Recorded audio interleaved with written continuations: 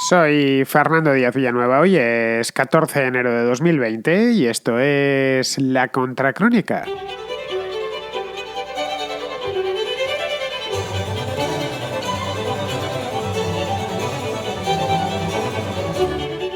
La crisis en Oriente Medio ha terminado volviéndose contra el gobierno iraní, contra el gobierno de Hassan Rouhani. El pasado miércoles, cuando la situación era muy tensa en la zona y escalaba conforme avanzaban las horas, los minutos, incluso, recordadlo, hace solo 6 días se pensaba que íbamos a entrar en una guerra en cuestión de semanas, incluso menos, por los ataques y las represalias que estaban llevando a cabo Estados Unidos por un lado e Irán por otro. Pues bien, en aquel momento, el día 8 por la mañana, muy temprano, cayó a tierra un avión de la compañía Ukrainian International Airlines, que acababa de despegar de Teherán y que se dirigía a Kiev, con 176 personas a bordo.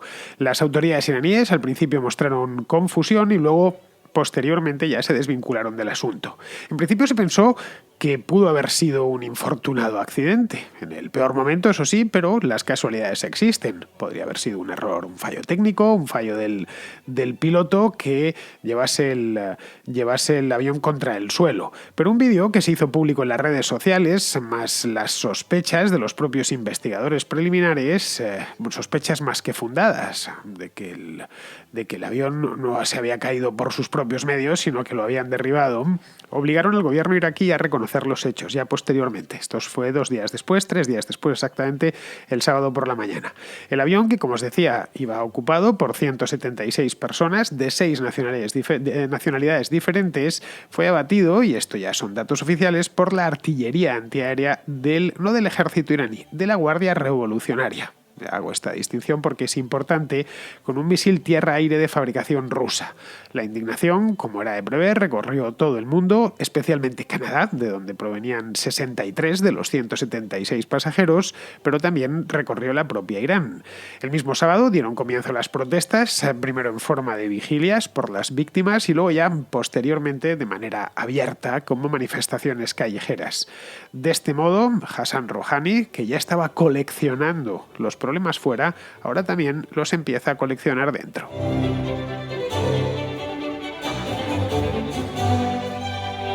El miércoles pasado se precipitaron los acontecimientos en Irán. Este año, os lo decía la semana pasada, hemos empezado el año iraní y llevamos ya pues solo 14 días y llevo ya 3 programas hechos sobre este mismo tema desde principios de año, es decir, dentro de estas mismas 2 semanas. Y el día 8 se precipitaron especialmente la tensión que había arrancado unos días antes, el día 29 de diciembre, con el ataque a una base estadounidense en Irak y que había continuado posteriormente con el asalto a la embajada de Estados Unidos 3 días más tarde. Y luego ya con la operación esta con drones que quitó de en medio a Qasem Soleimani, lo comentaba aquí la semana pasada. Pues bien, todo esto alcanzó toda esta caldera, esta olla a presión, explotó finalmente, alcanzó su punto máximo el miércoles por la mañana, el miércoles a las 8 de la mañana. Bueno, el avión se cayó un poquitín antes, pero a las 8 es cuando más o menos se supo, las 8 locales de Irán. Bien, pues a primera hora de la mañana había despegado, creo que a las 5 y pico de la mañana, un avión de Ukrainian International Airlines, un Boeing 737-800. Bueno, este modelo últimamente está gafado, no es el MAX, porque el MAX no puede volar, ni en Ucrania, ni en Irán, ni en ningún lugar del mundo, pero bueno, que es un 737, pues este 737 de Ukrainian International Airlines cayó a tierra a solo 15 kilómetros al oeste de Teherán. Había despegado, ya he dicho, poco antes del aeropuerto Imam Khomeini, que es el aeropuerto donde aterrizan los vuelos internacionales de Teherán, y se dirigía hacia Kiev. A bordo iban 176 personas, 82 iraníes, 63 canadienses y el resto eran ucranianos, suecos, afganos y luego había también 3 británicos. El embajador del Reino Unido en Irán, de hecho, se metió en un lío el otro día, este fin de semana, porque se presentó en una de las vigilias, había 3 británicos, y se presentó en una de estas 3 vigilias y las autoridades iraníes incluso llegaron a arrestarlo, lo soltaron al poco tiempo diciendo que era un acto ilegal y que, por supuesto, su inmunidad diplomática no le protegía de ese tipo de cosas. Iba, bueno, pues porque había muerto 3 ciudadanos suyos en el... Bueno, esto no lo llamemos atentado, porque no es propiamente un atentado, ya lo han reconocido. Fue un accidente y un accidente por pura incapacidad de la Guardia Revolucionaria iraní, porque confundir, como decía ayer aquí en la contrarréplica exactamente, un avión comercial que está volando en tu propio territorio, que acaba de despegar, que además no volaba muy alto, confundirlo con un misil, pues es que realmente no funciona muy bien nada en aquel país. El avión volaba exactamente a 2.400 metros de altitud, pero teniendo en cuenta que Teherán se encuentra ya a 1.000 metros, el avión estaba volando muy cerca de tierra, a unos 1.400 metros. Por lo tanto, no hace falta no son necesarios aparatos muy sofisticados para saber que lo que tienes ahí a solo 1.400 metros es un reactor comercial, no es un misil. Pero bueno, el hecho es que este era un vuelo de primera hora que salía, bueno, que supongo que saldrá todos los días o los días que tenga frecuencia, salía de Teherán para enlazar con Kiev, que a su vez allí pues tomaban los pasajeros un vuelo a Canadá. Y esa es la razón por la que iban tantos canadienses a bordo. Los iraníes, de hecho, los muertos iraníes, la mayor parte eran estudiantes matriculados en universidades de Canadá o profesionales iraníes que trabajan en Canadá. Bien, el avión cayó a plomo, ya digo, desde, iba a decir 2.400, pero no, 1.400 metros de altura. 2.400, pero sobre el nivel del mar, pero Teherán está muy lejos del nivel del mar, cuando se encontraba en pleno ascenso, a una velocidad aproximadamente de 500 km por hora. Por lo tanto, tampoco es que fuese muy deprisa. La autoridad aeronáutica iraní informó del suceso sin dar demasiados detalles esa misma mañana, que se juntó además con los ataques que había y las represalias que se habían producido esos mismos días, pero asegurando que, bueno, que había sucedido eso, que había sido un accidente, que probablemente sería debido a un error técnico u humano y que ellos, por supuesto, investigarían a fondo este tema. Es decir, que que ni lo considerasen, que nadie, y mucho menos el gobierno, había tirado aquel avión en el que iban, como ya he dicho, 83 iraníes a bordo. Bien, el gobierno ucraniano envió un grupo de investigadores. El avión, a fin de cuentas, era de bandera ucraniana y, además, conforme a las normas internacionales de aviación civil, el caso quedaba abierto en el acto a la investigación de otras agencias. Cada país, por lo menos cada país importante, tiene su propia agencia de investigación de accidentes aéreos. Muchas de ellas son famosas y prestigiosas, como es el caso de la francesa, también, por supuesto, la estadounidense. Hasta se mostraron voluntarios, los franceses se mostraron voluntarios para ir, los suecos también, porque les interesa y mantienen a su propio personal entrenado con estas cosas. Y, ojo, con las normas de investigación civil no se pueden oponer. El hecho es que cuando se cae un avión se considera que es un problema mundial, esto desde hace muchos años, y por lo tanto se trabaja con muchísima transparencia. Incluido, por supuesto, ya digo, aunque sea en Irán, el Consejo Nacional de Seguridad en el Transporte, que es estadounidense y que es la agencia que investiga estas cosas, también podía ir pidiendo los visados pertinentes, como es lógico, a investigarlo. La seguridad aérea es algo que se toma muy en serio y que funciona muy bien, a diferencia de otras cosas. Cuando un avión se accidenta, reina siempre la mayor transparencia y cooperación entre los investigadores. La investigación es concienzuda y se comparte toda la investigación entre las distintas agencias. Esa es la razón por la cual los aviones cada vez se caen menos. Se aprende de los errores. Cuando algo ha fallado, se corrige, se subsana ese error, ya sea en el aparato, en los procedimientos, en lo que haya fallado, en lo que hayan detectado que haya fallado, y no vuelve a suceder. Si miramos la estadística de accidentes aéreos, veremos que si bien los accidentes aéreos han crecido en los últimos 80 años, porque cada vez hay más aviones volando, el número de víctimas es menor. Y la razón es que se ha ido aprendiendo de los errores. Bien, Irán forma parte de la Organización de Aviación Civil Internacional, la OACI, y por lo tanto no podía evitar que otros investigadores, ya fuesen de Ucrania, de Suecia o de Estados Unidos, acudiesen hasta Irán a investigar, incluido no solo los investigadores nacionales, sino, por supuesto, eso por descontado, la propia compañía que ha fabricado el aparato, en este caso la estadounidense Boeing, que anunció, a fin de cuentas, se le había caído un aparato suyo y bastante tienen con lo que tienen, como para encima que les pongan encima de la mesa más muertos, más problemas, más aviones accidentados. El Boeing, lo he tratado aquí en la contracrónica varias veces, está pasando las de Caín con el 737 MAX, y lo peor que le podía suceder es que se les cayese otro avión y que esa caída fuese por un fallo técnico, como había dicho al principio el gobierno iraní. Es decir, que no solo estaba fallando el 737 MAX, sino también que se estaban dando fallos después de despegar. Es que era más en el peor momento, 15 minutos después de despegar, como el avión de Etiopía o el que se había caído en Indonesia anteriormente. Pues un 737-800, que es probablemente el avión que más vende la compañía, que más 737 hay ahora mismo en el aire. Por lo tanto, Boeing dijo ya desde el principio que iba a enviar un equipo para investigar sobre el terreno, que harían los trámites que tuviesen que hacer, pero que tenían que estar allí. Los iraníes intervinieron sobre el lugar del accidente nada más suceder. Se vieron además imágenes que dieron por televisión, ya entrada la noche todavía, y ya durante el día cuando había amanecido. Su intención, en principio, por lo que yo he podido ver a través de televisión y a través de las fotografías, era borrar huellas. Se notaba, además. Pero claro, con 176 muertos en el suelo y además teniendo en cuenta que los aviones lo registran todo, de nada iba a servir, porque la caja negra tendrían que facilitarla sí o sí. Y ahí estaba todo grabado. Ahí se podía ver, solo con una simple consulta a la caja negra, que ese avión había sido derribado y que no se había producido ni fallo técnico ni fallo humano de ningún tipo. Al final, esto ya se veía venir el viernes, el sábado 11, el gobierno de Rouhani pues reconoció que por error la Guardia Revolucionaria había derribado el avión con un misil tierra-aire, de este que os he dicho antes, de fabricación soviética. Estos se pueden desplazar en unos vehículos tipo, parecen un tanque desde fuera, y llevar un lanzador de misiles. También se pueden colocar en barcos, por supuesto, un misil Thor, exactamente es como se llaman. Pues lo habían derribado con el misil porque lo habían confundido con un arma enemiga, simplemente. Pensaban que estaban, supongo que los estadounidenses, atacando Teherán.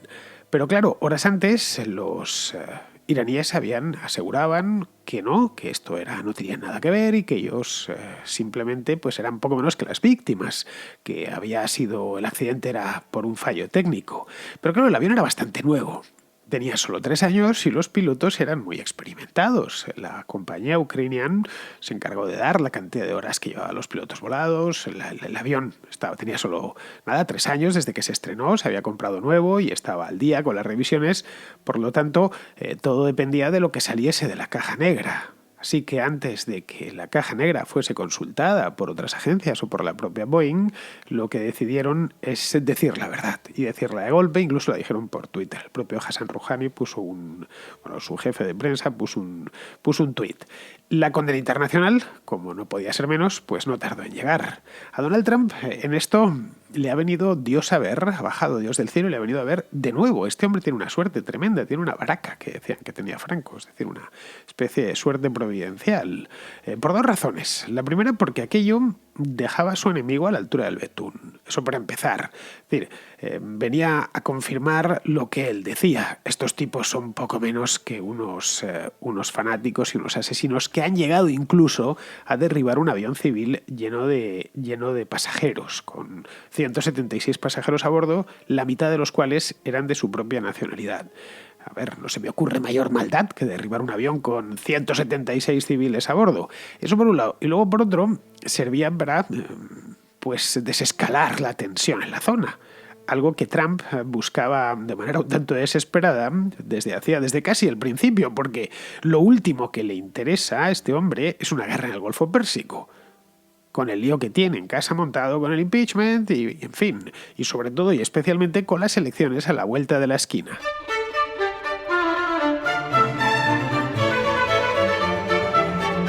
Mientras eso sucedía afuera, dentro de Irán, el sábado automáticamente ese mismo día, según el propio gobierno reconoció que lo habían derribado ellos, se convocaron vigilias por las víctimas. Vigilias pacíficas, ya sabéis, eso de llevar unas velas y orar por las víctimas. No olvidemos que la mitad de los pasajeros, más de la mitad, 83, eran iraníes y además casi todos jóvenes estudiantes, lo que hacía que el tema fuese más doloroso todavía. Bueno, el hecho es que esas vigilias pacíficas se transformaron pronto en manifestaciones contra el régimen al que acusaban con toda la razón del mundo de mentiroso, porque estuvo mintiendo durante 3 días de una manera bastante clara, y luego además le acusaban de asesino. Y ambas acusaciones eran con razón, es decir, estaban acusando al gobierno de haber derribado un avión, lo cual era cierto, reconocido por el propio gobierno, y le estaban acusando de mentir a la opinión pública, a la propia opinión pública iraní, porque no es que estuviesen mintiéndole al mundo, que por supuesto estaban también mintiendo a los propios iraníes, y le estaban acusando de 2 cosas que son ciertas y de las que además el gobierno de Rouhani no se podía escapar, porque era plenamente cierto. Bien, el domingo estas protestas continuaron, ya con un sesgo puramente estudiantil, básicamente en las universidades y en torno a las universidades, no solo en Teherán, sino también en otras ciudades como Isfahán, por ejemplo. Hubo concentraciones que fueron duramente reprimidas por la policía. No sé si habéis tenido ocasión de ver algunas imágenes, pero la policía en Irán reparte, pero al estilo de la de Venezuela, más o menos. Bueno, de hecho, fue una cosa tan salvaje que Trump desde Washington iba echando leña al fuego, tuiteando en farsi, la lengua de Irán, cosa que ofendió especialmente al gobierno iraní. No sé, deben de creer que la lengua es suya y que solo pueden utilizarla ellos. Si vais a la cuenta de Twitter de Donald Trump, veréis que está ahí puesto en farsi con caracteres árabes. Eso sí que es como se escribe el farsi.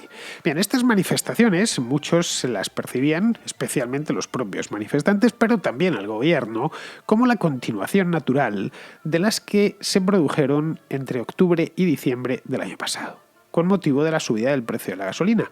Unas manifestaciones muy salvajes de las que, de todos los sucesos de Irán entre octubre y diciembre, no pude hacer ningún programa y ganas no me faltaron porque es un tema que me interesa, porque la actualidad en Hispanoamérica vino muy cargada. Como bien sabemos, todas las cosas que pasaron entre octubre y diciembre en Chile, en Bolivia, en Ecuador, en la propia Argentina, etcétera, pues me impedía centrarme en otras áreas. Pero vamos, que eso que lo sepáis, hubo unas manifestaciones muy fuertes y muy masivas. Empezó todo por una subida en la tarifa de la gasolina y a partir de ahí pues ya la cosa se desmadró.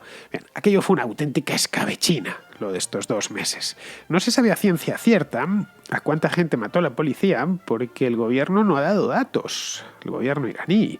Pero las estimaciones más conservadoras, las tengo aquí apuntadas, las de Amnistía Internacional, hablan de 300 muertos en estos 2 meses. Otras, como las de la agencia Reuters, aseguran que hubo 1.500 muertos a manos de la policía y, por supuesto, miles de heridos.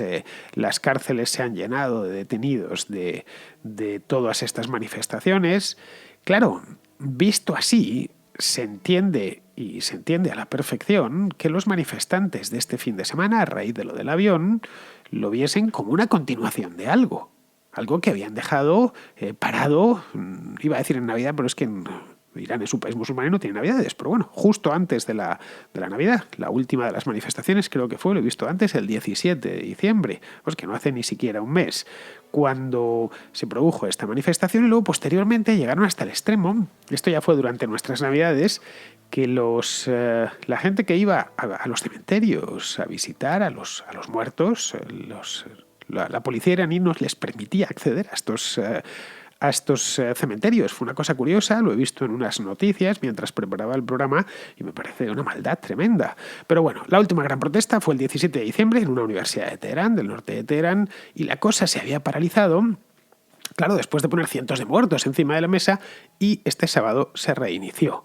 Pero claro, en Irán, si abrimos un poquitín la focal, vemos que no solo se han manifestado los opositores, que han hecho y lo están haciendo desde hace meses, por cierto, solo está a la vista, y a la vista está también que son muchos. También lo han hecho y lo están haciendo los partidarios del régimen. De hecho, el otro día hubo una contramanifestación mucho más pequeña a favor del régimen.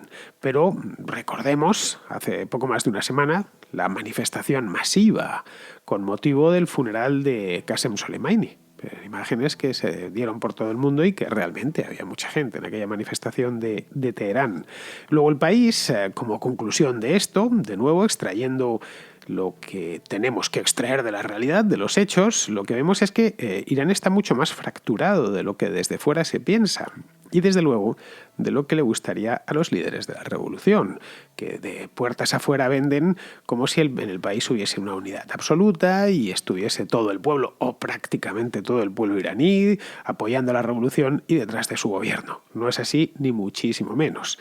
Y claro, como en toda sociedad polarizada, y la de Irán yo creo que es evidente que ahora mismo lo está, hay también espacio para los que no se decantan ni por uno ni por otro bando, pero que están indignados por lo del vuelo de Ucrania, el vuelo 752.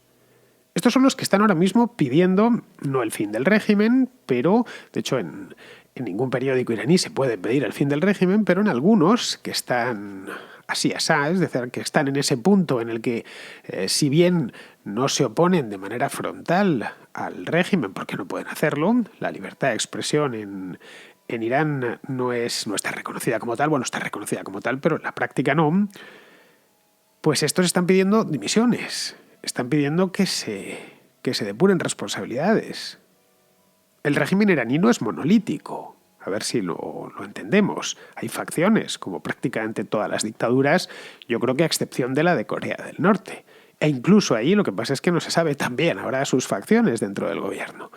En el régimen iraní hay facciones que se disputan el poder y que tratan de influir sobre el líder supremo, que es Ali Khamenei. La Guardia Revolucionaria, que es la responsable del derribo de este avión, es una de esas familias. La familia, por cierto, a la que pertenecía Soleimani. La Guardia Revolucionaria no es un cuerpo cualquiera. Se habla así, como si fuese guardia, quizá por el nombre que le pusieron, ¿no? Es un cuerpo aparte del ejército, por eso insistía antes en la introducción, que era la Guardia Revolucionaria y no el ejército iraní el que había derribado el avión. Tiene su propio Estado Mayor. Es una guardia creada, un cuerpo armado, creado en 1979 por indicación directa del ayatolá Khomeini, no tanto para defender el país, que para eso en principio se basta y se sobra el ejército, sino como ejército ideológico del régimen. Su misión es defender la revolución, de ahí el nombre, Guardia Revolucionaria. Es decir, es un ejército político, digamos. Son los puros entre los puros. Y hoy por hoy son el auténtico poder fáctico del país. Primero porque son muchos. Hay unos 200.000 guardias revolucionarios, que es bastante. Es decir, es aproximadamente solo de la Guardia Revolucionaria es mayor que todo el ejército español, con sus 3 armas. Luego están bien entrenados, disponen de buenos servicios de información y sobre todo que no les falta el dinero. Están muy bien financiados. No tanto porque les asignen buenas partidas en el presupuesto, sino porque controlan directamente decenas de empresas, básicamente de construcción y de extracción petrolera, es decir, empresas que dejan dinero. Algunos analistas, especialistas en Irán, aseguran que la Guardia Revolucionaria es esencialmente un Estado dentro del Estado. Es decir, un ejército de partido que le debe todo a la revolución, empezando por su propia existencia. Nació con la revolución y si la revolución islámica, un buen día, muere, morirá también la Guardia Revolucionaria. Luego están especialmente incentivados para que aquello se mantenga. Y tienen además los medios. Y son la parte del ejército que está mimada. Al gobierno no le va a quedar otra que templar gaitas. Entre esta familia, poderosísima por lo demás, y además con armas en la mano, y eso es importante, y otras familias del régimen. Pero claro, sin ofender demasiado. Ni a unos ni a otros, y especialmente sin ofender demasiado a la propia Guardia Revolucionaria. Y esto lo que nos viene a decir es que el gobierno de Rouhani está literalmente contra las cuerdas, lo cual, y ojo, no es necesariamente una mala noticia.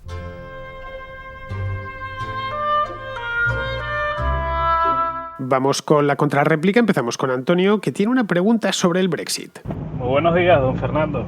Acabo de escuchar el programa de la Unión Europea y de Ursula von der Leyen. La verdad es que me quedó una curiosidad y una pregunta, a ver si me la puede responder, que está referida a la salida del Reino Unido de la Unión Europea. Si el 10% del presupuesto de la Unión Europea se corta de cuajo, ¿cómo se va a suplir ese 10% faltante? De alguna manera el Reino Unido va a seguir pagando la cuota el dinero que entrega la Unión Europea durante un tiempo, como una suerte de pensión alimentaria de divorcio, Entiendo que el Banco Central Europeo jamás haría algo tan hispanoamericano como imprimir dinero para tapar el agujero. No sé si la Unión Europea puede pedir crédito y cómo harían sustentable un presupuesto que bueno, parece que lo que quieren es incrementarlo. Como buenos políticos siempre quieren gastar más de lo que tienen, y la pregunta es cómo se hace eso sustentable en el tiempo. En algún momento pues me imagino que tendrán que recurrir a los impuestos, a los bolsillos de las personas. En todo caso, bueno, enhorabuena por el programa, ya esto se está convirtiendo en un culto. De pronto se les ocurren malas ideas y lo convierten en una secta. Eh, Maravilloso, de verdad, despertar siempre y escuchar esto camino al trabajo.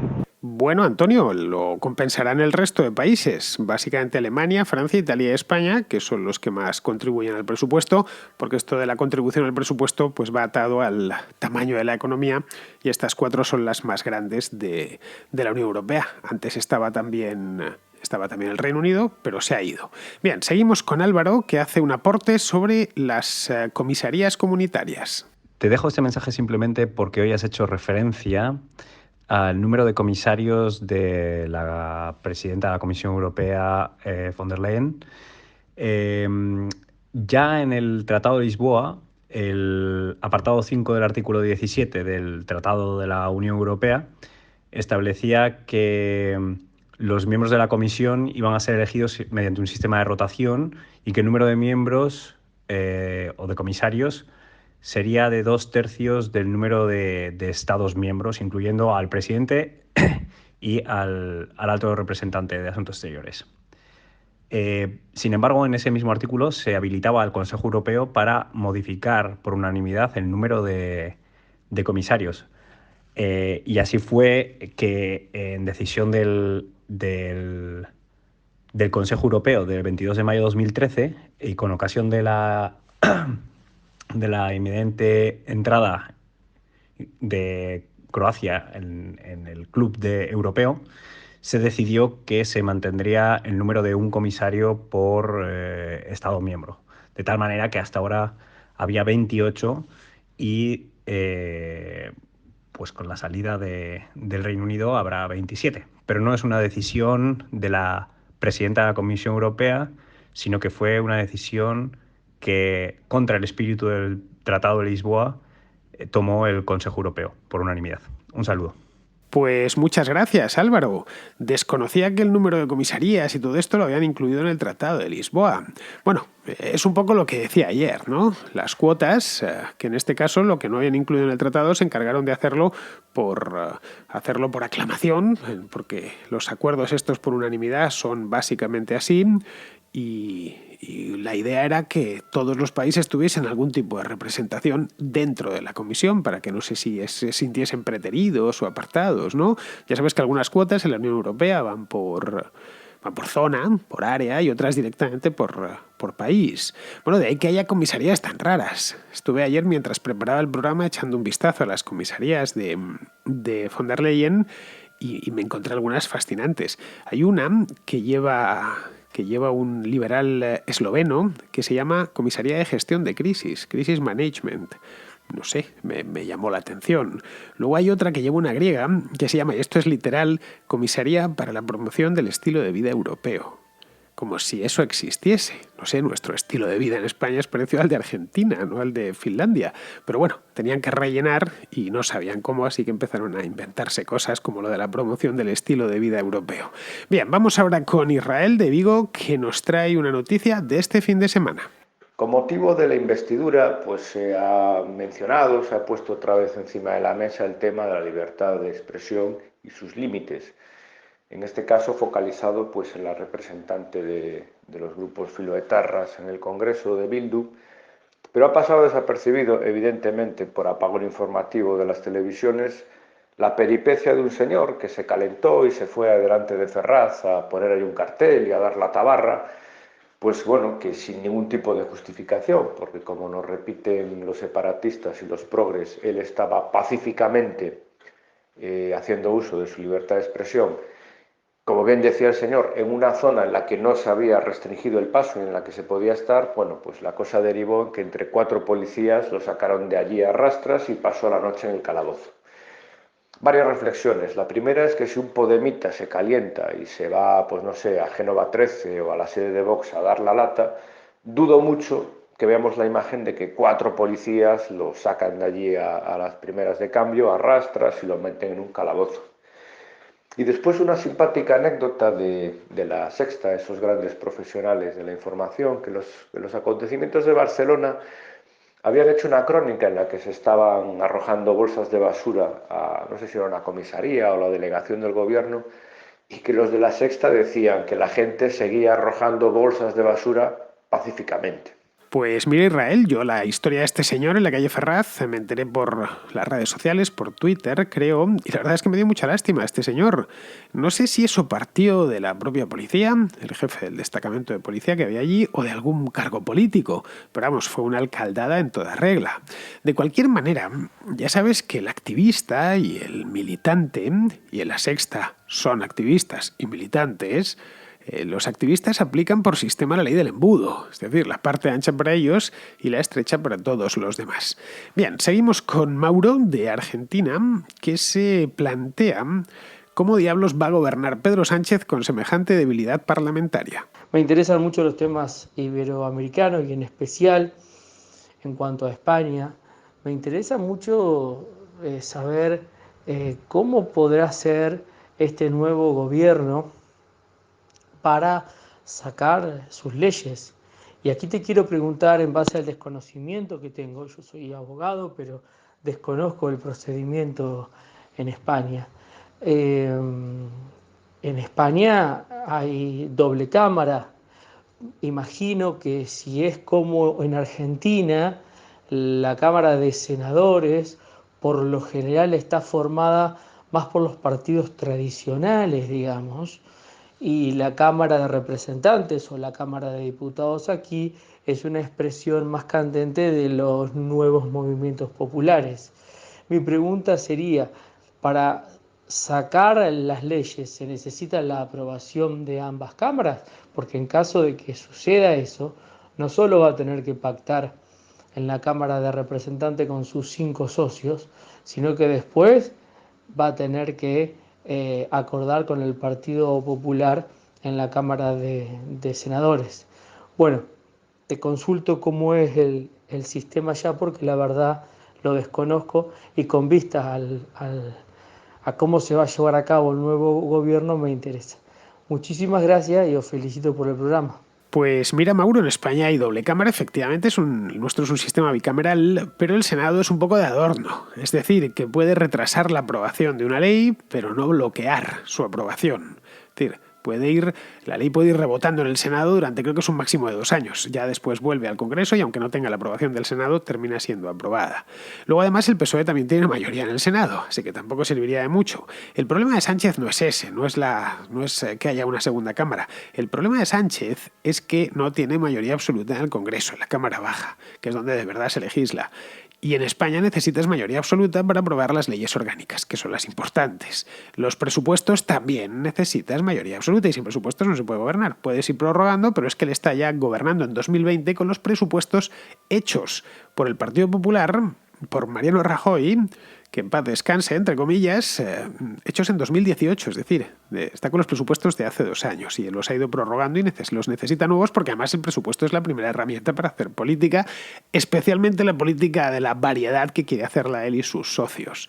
Así que ahí es donde va a sudar sangre, él lo sabe, necesita una mayoría absoluta y no la tiene fácil porque entre él y Podemos solo suman 155 escaños en el Congreso y la mayoría absoluta son 176. Por lo tanto necesitan sumar 21 como sea y esos 21 es lo que ha necesitado para la investidura, aunque en este caso fue por abstenciones, no por votos a favor, pero para pasar los presupuestos las abstenciones no le bastan. Necesita decir Es decir, los diputados de Esquerra, por ejemplo, necesitan decir que sí. Bien, vamos ahora con Severino, que nos comenta lo del impuesto al azúcar que quiere poner o que ha insinuado que va a poner el nuevo gobierno. Mira, he vuelto a ver un tema que llama mucha atención y es algo que ya te había comentado en algún otro audio referido a la manera en la que la izquierda o esta izquierda indefinida subestima a sus votantes. Me refiero al tema de que parece ser que el gobierno tiene previsto revisar la tributación de los productos azucarados. Bueno, subir los impuestos, está claro. Porque según ellos, pues al parecer la gente, pues si una palma de chocolate fuera más cara que una lechuga, pues cogería una lechuga en lugar de la palma de chocolate. No entiendo muy bien, pero bueno, pues eso, que me llama mucho la atención que esta izquierda, por lo menos esta izquierda del gobierno, trate con ese paternalismo tan insultante a la gente que dicen ellos que los vota, es decir, las clases populares. Bueno, Severino, ninguna sorpresa. Esto es lo habitual en los políticos, más aún si son de izquierda. Creen que saben lo que te interesa mejor que tú mismo. Y además tienen vocación de curas, así que les encanta meterse en tu vida. Esto del azúcar, llevan mucho tiempo dando la paliza con él. No sé si fue en Cataluña o en Barcelona, ya estaban con esta historia hace un tiempo. Y ahora, pues, para que no, qué sé yo, no comas chocolate o algo así, no tengo ni idea.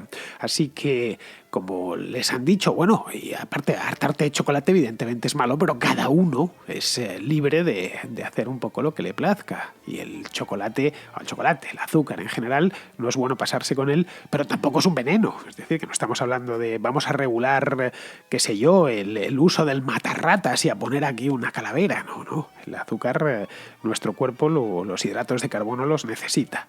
Muy bien, pues ya terminamos. Vamos con Pizarro, que nos habla de la Unión Europea, de los desafíos, y de Ursula von der Leyen. Ahora que los británicos van despejando su maraña del Brexit, va haciéndose más patente que la Unión Europea está al otro extremo del cordón, mirando el cabo sin saber muy bien si soltarlo o hacerle un lazo. Todos en Bruselas omiten que el Brexit les redefine como desunión europea y coloca al otro lado del Canal de la Mancha, si no un enemigo, sí un vecino conflictivo cargado de crisis latentes y con la tentación de acusar de sus desdichas a los continentales. Úrsula entra en la partida con mejores cartas, por lo que cualquier mínimo revés será visto como un fiasco. Y los reveses surgirán, porque con el Brexit la Unión Europea pierde peso y pierde aura de referente. Por otra parte, Úrsula tiene que liderar el camino, el rumbo y el proyecto de una Unión Europea que parece haber decidido que ya que apenas pinta en política internacional y que va a ser mermada su potencia económica, estaría bien liderar un proyecto oneroso e incierto para prestigiarse ante un mundo que ve en todo ello un plan suicida. Los aciertos de Úrsula serán los nuestros, pero no hay quien la apoye con vítores ni entre los nuestros. Un cordial saludo de Pizarro. Y hasta aquí ha llegado la contra de hoy, martes 14 de enero, mañana será miércoles 15 y yo estaré por aquí. Espero que vosotros estéis en el otro lado. Hasta mañana, amigos.